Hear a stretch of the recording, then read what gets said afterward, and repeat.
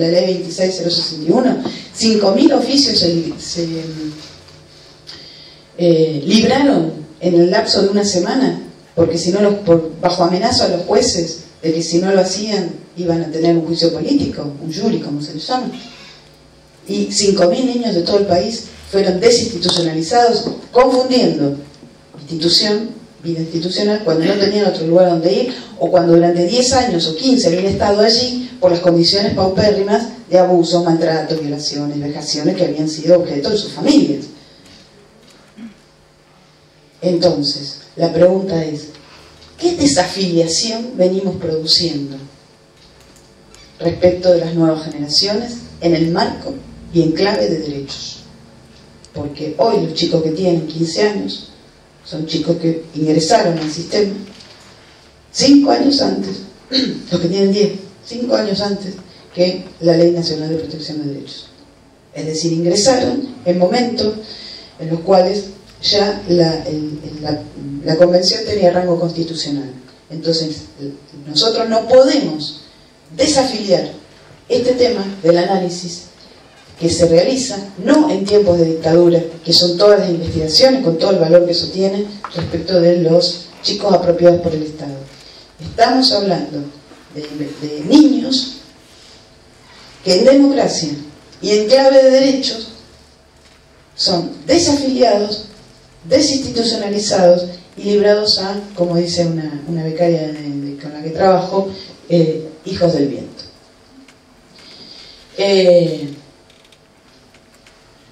Entonces fíjense que el tema tiene distintas aristas, no una sola. No hay manera de que el asunto tenga una sola manera de pensarse. Tenemos chiquitos, vamos a hacer un cuadro de situación, ¿no? Como un corte. Chiquitos que tienen años de vida de experiencia institucional. Y ustedes saben que allí las reglas de juego no son las mismas, ¿sí? Este nene del que lo voy a rebautizar, pero me cuesta rebautizar, a ver qué nombre le voy a poner. Julián lo voy a llamar. Bueno, Julián. Ustedes no saben las escenas que monta el chiquilín este. Claro, pero él tenía a todos los adultos del lugar a su disposición. Porque claro, era el más chiquito, era el coso, entonces él hacía y todo el mundo salía corriendo. Entonces, las primeras veces lo que nos pasaba, digo porque está muy vinculado a distintas versiones, digamos, de amistad, entonces nos encontrábamos, incluso algunos, fue en el marco del último del simposio de infancia, entonces su mamá, hacía poco que estaban con ellos, pero lo llevó a la cena que teníamos, porque no tenía con quién dejarlo, y iba de upa en upa con todo el mundo, entonces decíamos, claro, él es un nene que sabe lo que es sobrevivir. Entonces estaba todo el mundo en otra cosa, pero el tipo consiguió que todos estuvieran, ¿sí? Viendo qué era lo que pasaba. Pero esa era su experiencia de vida institucional. A su vez, tenemos personas que tienen deseos, llamémosle, legítimos, ¿sí? De armar una familia, de tener hijos, en donde tienen esa disponibilidad emocional como para poder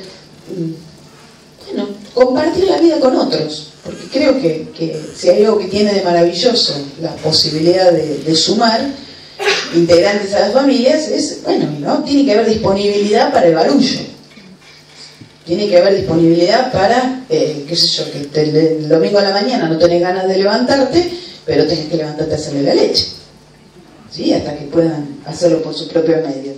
Si no, ¿con qué nos encontramos? Argumento de devolución.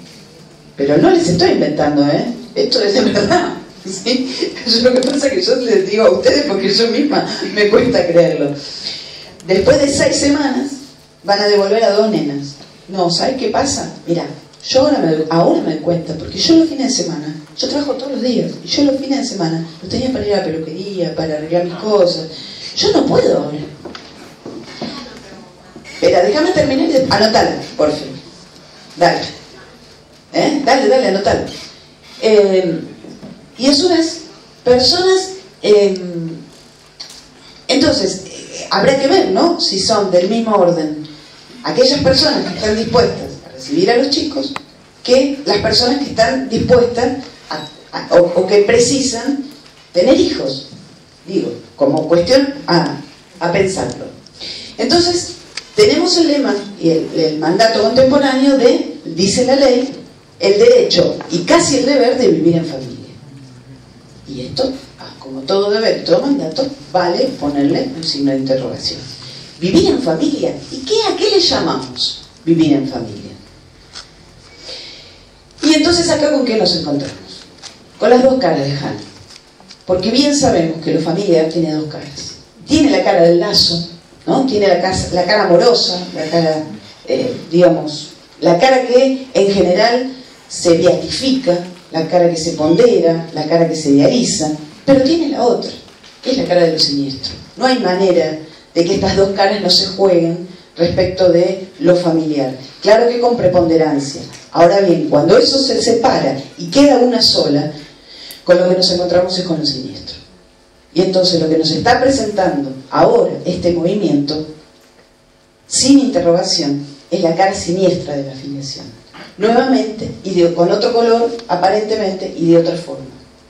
Pero con lo que nos presenta es esa faceta carnicera de la filiación, como le diría Pierre Legendre.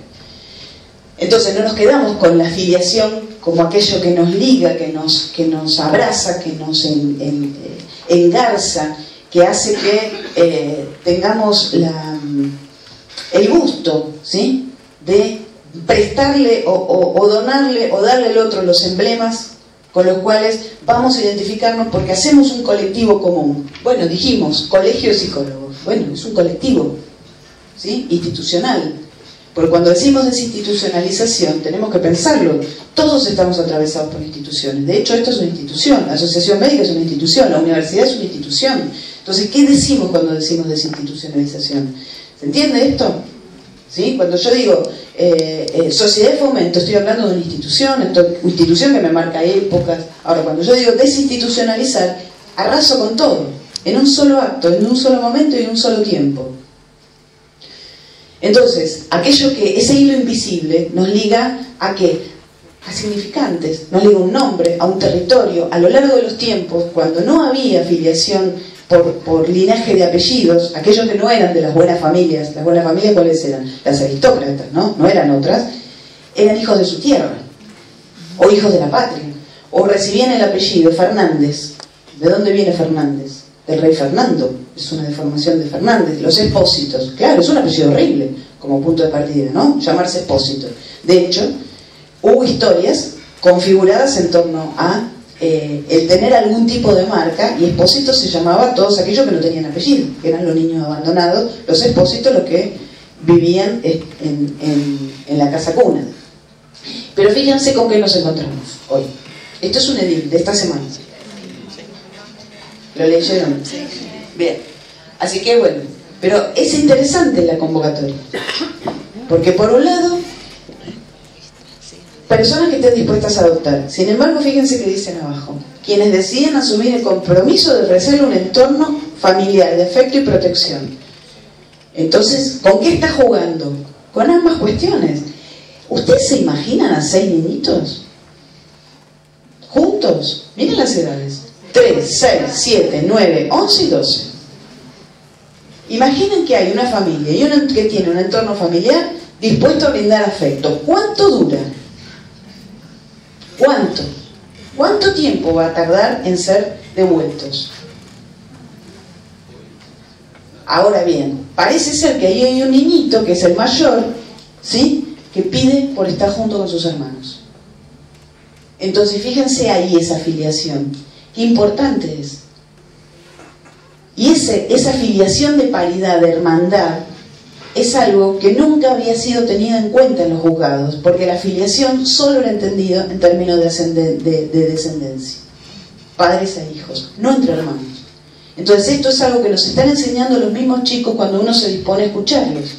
Tenemos un caso en Mar del Plata que rompió todos los esquemas, absolutamente todos, gracias a gente que, en lugar de ser muchos, todos desagregados, estos 27 y todos inoperantes, lograron encontrar el hilo, ¿sí?, que reunía a todos ellos. ¿Y saben quién era? Una nena, digo yo, 18, 19 años, la hermana mayor de todos ellos. Son 6 hermanos, estaban todos disgregados por todos hogares distintos, 2 en adopción, 2 en un hogar, 2 en el otro acá, el otro allá.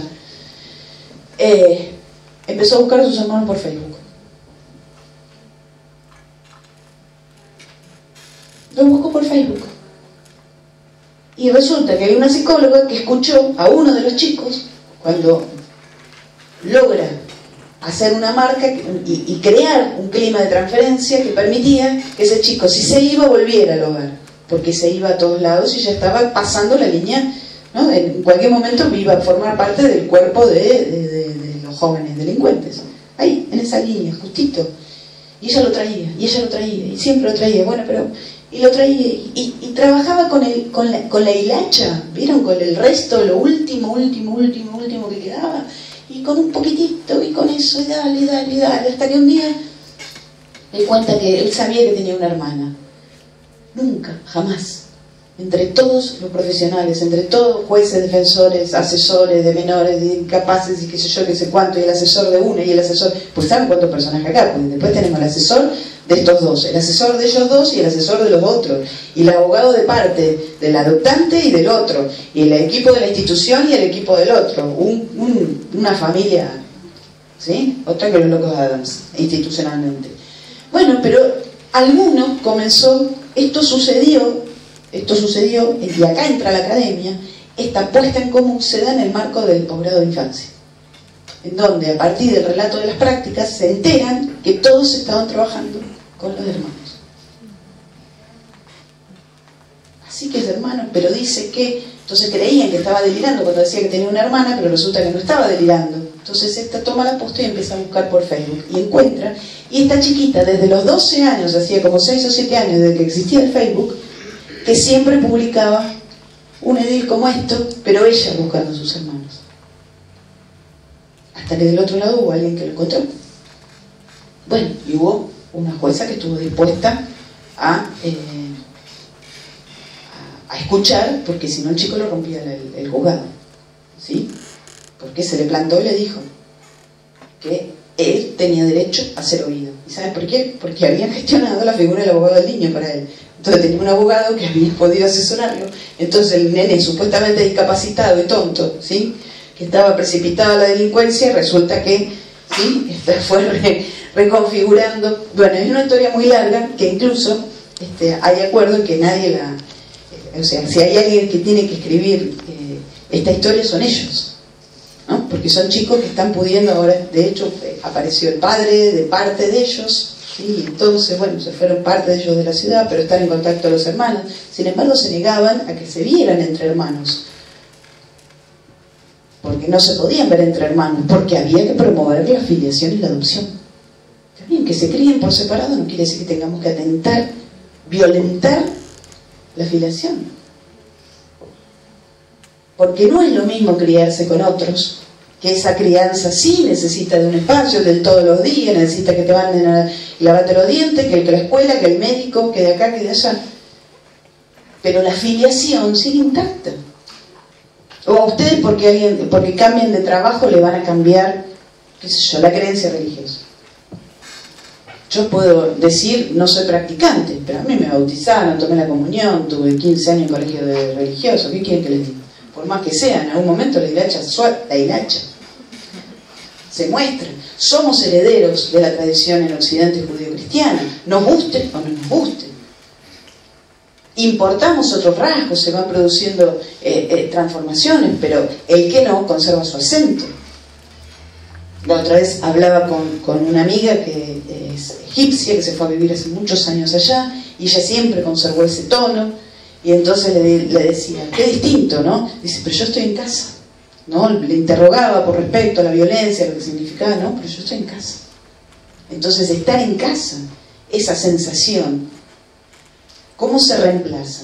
¿Cómo se reemplaza? ¿Cuál es la figura jurídica que puede reemplazarlo? Cuando algo se fue gestando. Cuando una nena le resiste al sistema y le dice a las distintas figuras que se van presentando, ¿no?, como candidatos a la adopción, lo que nadie quiere escuchar. Si yo ya tengo una mamá, claro, es una mamá alcohólica, es una mamá que se droga, una mamá que se prostituye, pero ella tiene una mamá.